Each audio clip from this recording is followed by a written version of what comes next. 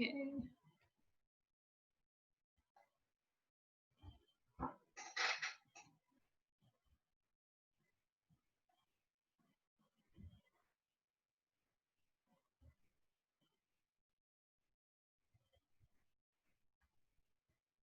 One minute left. So you may want to just start typing into the chat whatever you have if you haven't done that already.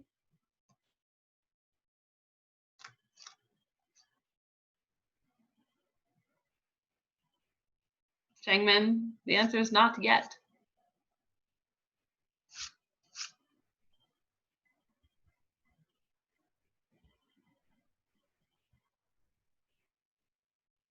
Okay, even if you're not finished at this point, type what you have into the chat and hit and submit it. Even if you're not finished, go ahead and submit what you have. Okay, and let's walk through the answers for these together.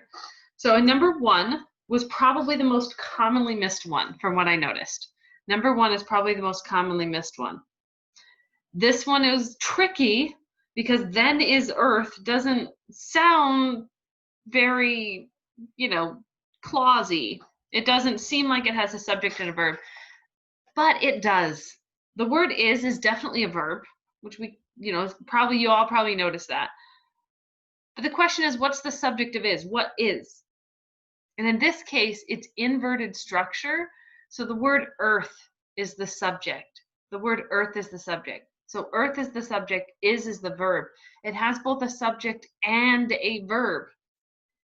But just saying than is earth all by itself doesn't quite make sense, which is why most of you, barely any of you, I don't think any of you, put that was an independent clause. Most of you said it was a phrase because it doesn't sound complete.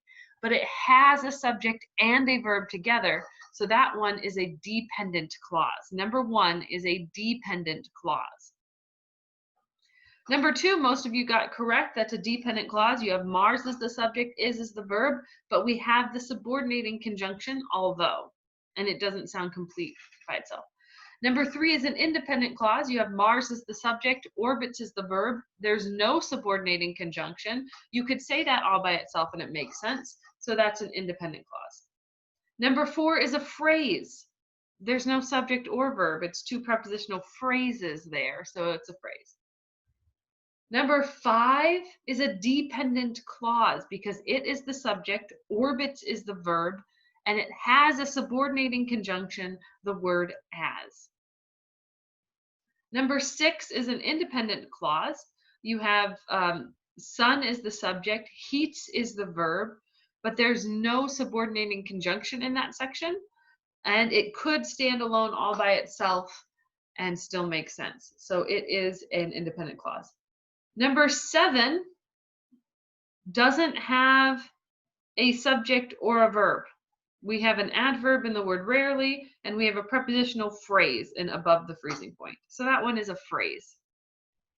Number 8 is a dependent clause because you have surface is the subject and has is the verb, but the word sense is a subordinating conjunction. That one was another kind of commonly missed one.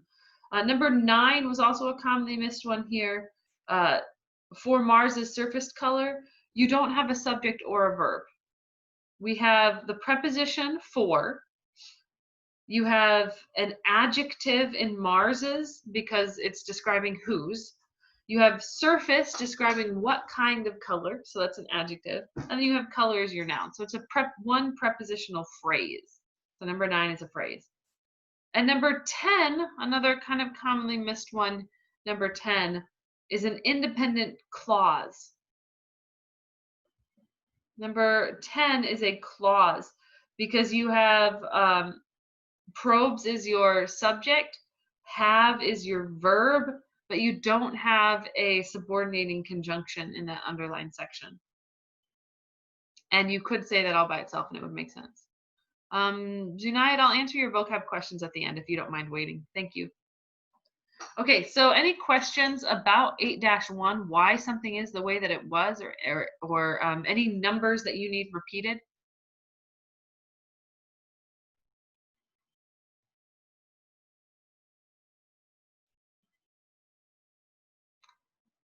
Okay then. here's what's going on, people. Your homework for today, you need to take the vocab quiz. That vocab quiz will open today at 10:30.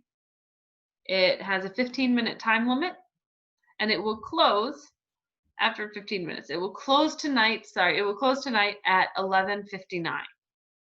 I would heartily recommend just taking it right at the end of class today, but it will close tonight at 11:59. Your other piece of homework that you need to do is you need to complete exercise 8-2 in your grammar book.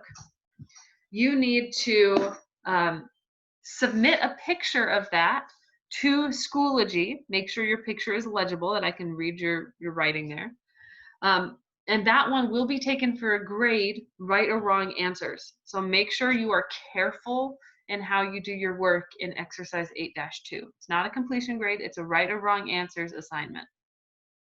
Okay, it's kind of the basis for what we're going to get started with on Monday, which is I'll give you a whole sentence and you'll have to tell me where the independent clauses are and where the dependent clauses are in that sentence, which is a much trickier skill. Okay, as we move on here, we're going to do a vocab jam for list 2B. So we did list 2A earlier this week. Now we're going to do list 2B right now as a vocab jam. At the end, I'll open it up for any questions that you might have. So go to vocab.com/jam. Go to vocab.com/jam and enter in the code, which will be on the screen here. Go to vocab.com/jam, enter in the code 997052. 997052. So go to vocab.com/jam. So enter that URL into your browser on your phone, on your Kindle, or on your computer or something. Go to vocab.com/jam. Enter in the code 997053. Oh, I see lots of you already signed in. Yes, let's go, vocab jam. Which team's gonna win? Just curious. Okay, go to vocab.com/jam and enter in the code 997052. I'll repeat that once again, but commercial style. To join in the vocab jam today, go to vocab.com/jam. Enter in the code 997052. Join today. vocab.com/jam 997052. That's right, code is 997052. vocab.com/jam.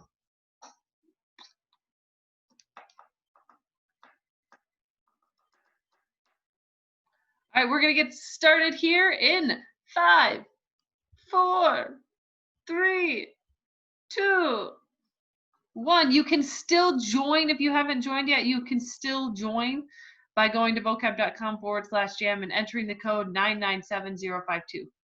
If you didn't get a chance to join, you can still join.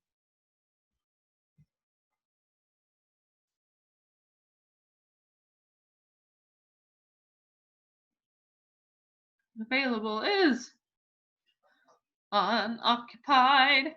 Whoa, and right off the bat, we have blue team jumping into first place. Green holding in a solid third, but only less than 200 points shy of blue team. Ooh, whoever JG is, your first response was fast, right on there. And then we had 2 red responses right after that.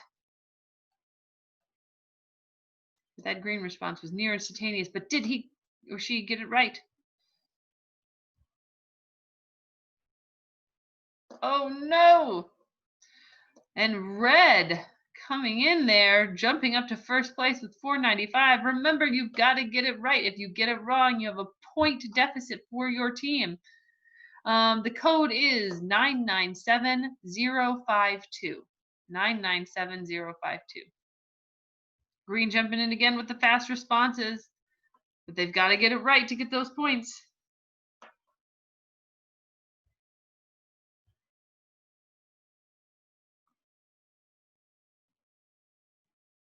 Whoa, everyone coming in with the right response on this one. There were no wrong answers.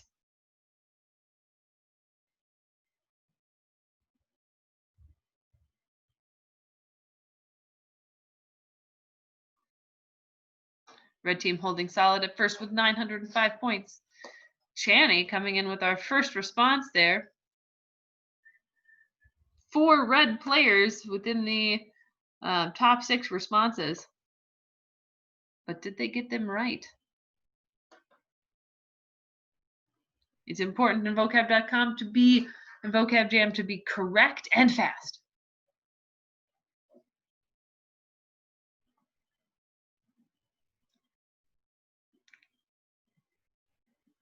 Ooh, several red missing that question.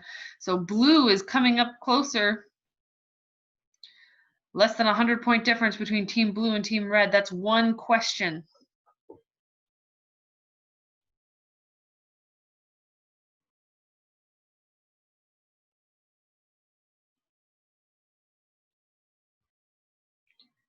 The answer is customary. Zunaid with our top response, followed closely by Austin and Sadie this time. Red team again jumping ahead, but blue team still only 85 points away from the lead. Come on, green team.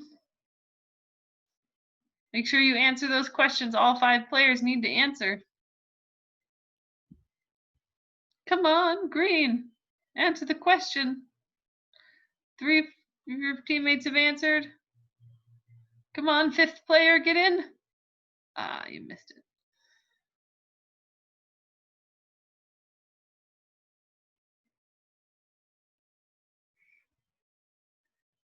Very nice. Red team maintaining their lead and extending it. With 4 questions left.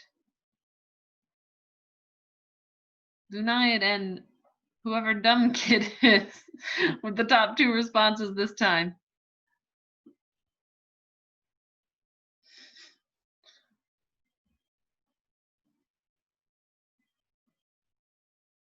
It's Harry Potter and the Deathly Hallows.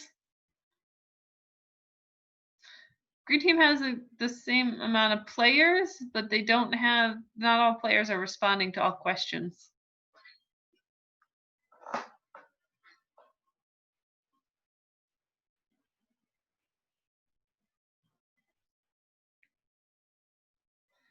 Poised means collected.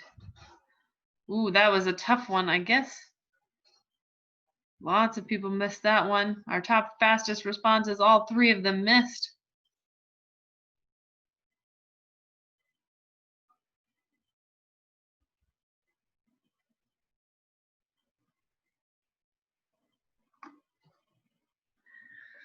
So close.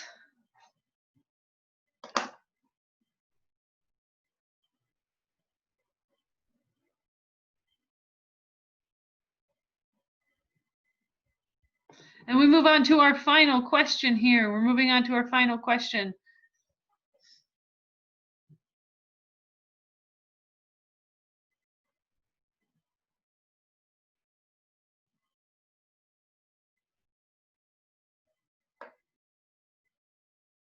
Anonymous Chihuahua coming in with the fast response there.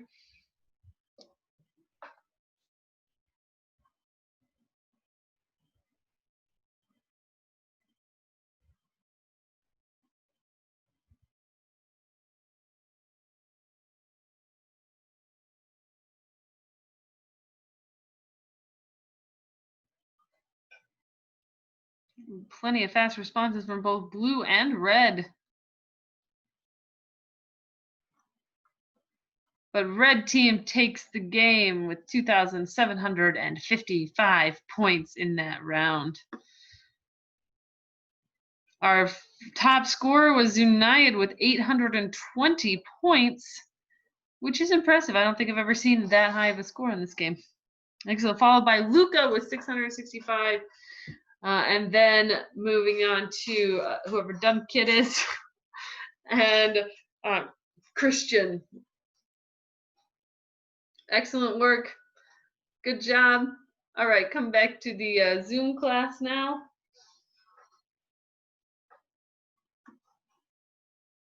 Okay, so remember people,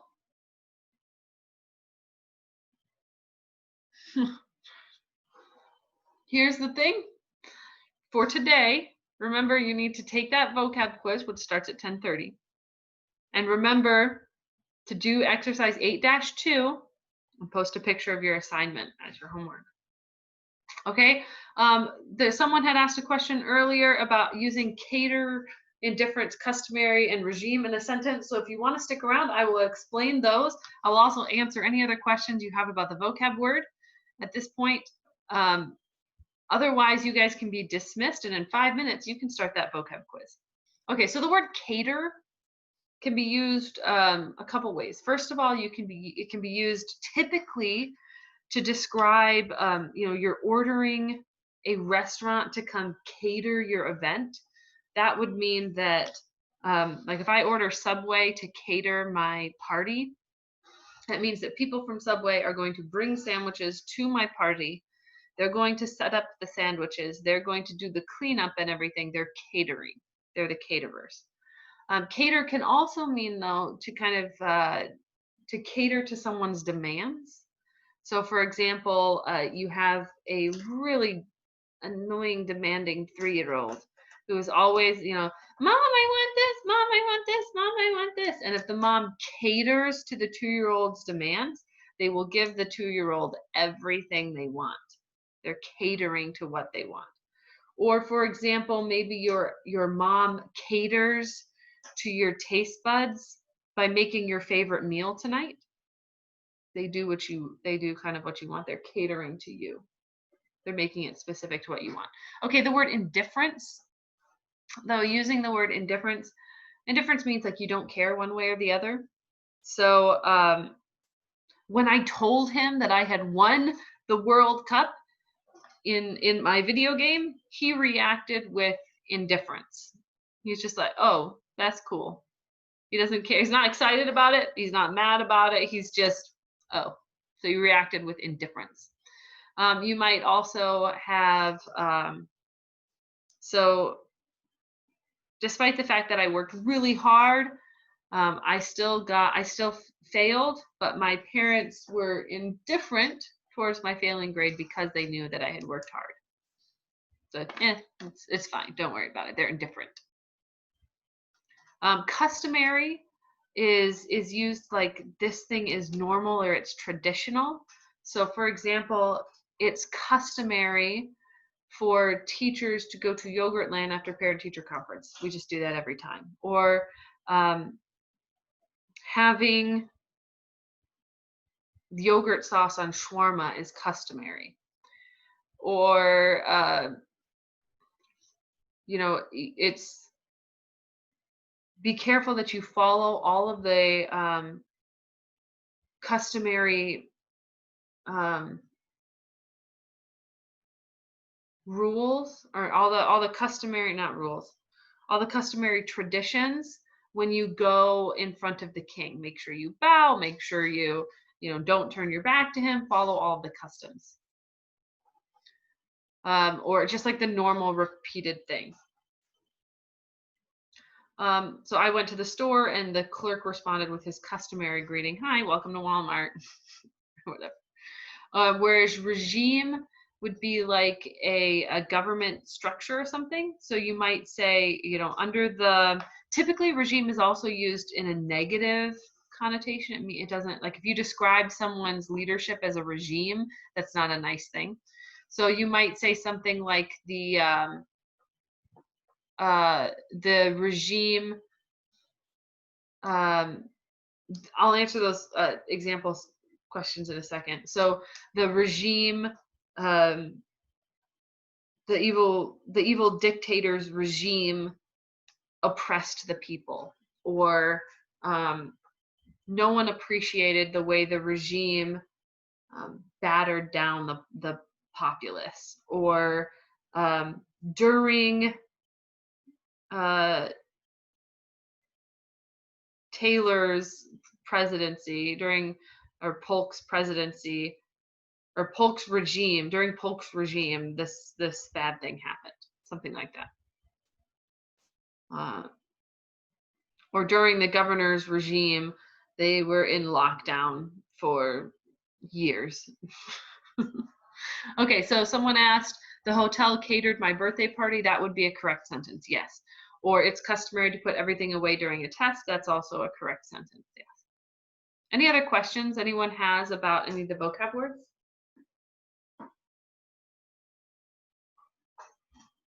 Okay, so the word pelt, that might mean like, have any of you ever been in a hailstorm?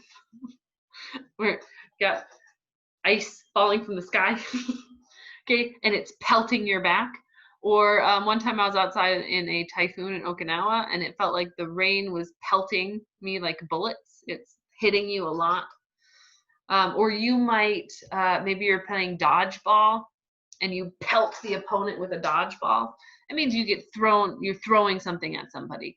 And it has the idea, it's kind of like the way it sounds, where when it hits them, it makes a pelt sound. Boom, like whack, and it hurts. It's a little painful. Yeah, Zunaid, that sentence definitely works. That the firebrand liked to argue with his mom. Yes, that works. Firebrand, though, a lot of times has to do more with like political firebrand. So it might be like the group of firebrands started a riot downtown during the protest, during the otherwise peaceful protest. So they were the people who were literally starting fires and the people. So in like the recent Black Lives Matter protest, the people who were starting fires and looting stores, those were firebrands. Okay, someone asked about poised. So when I think of the word poised, I always kind of think of like a ballerina who's on point in like the, whatever that position is, I don't know. They're poised or ready to leap. Or for example, you think of a cat who's about to pounce on a mouse, and how they kind of sit there and they calibrate their feet, and then they're poised to jump. They're poised to pounce. They're gonna jump off. They're ready. Or you might have poised, meaning, okay, you're in a really difficult situation. You have just been accused of cheating on the test. You did not cheat, but you've been accused of it, and you're standing there in front of the teacher, and or you and your friend have both been accused of cheating. You're standing there in front of the teacher, and you haven't done anything wrong, and so you stand there with poise. No, it's fine. I haven't done anything wrong, rather than trembling in fear. That would be poised. Or yeah, Zunaid, that sentence works. The knife was poised to strike my heart. So it's up and the person's ready to stab. They're poised. That would work. Yep. Other questions?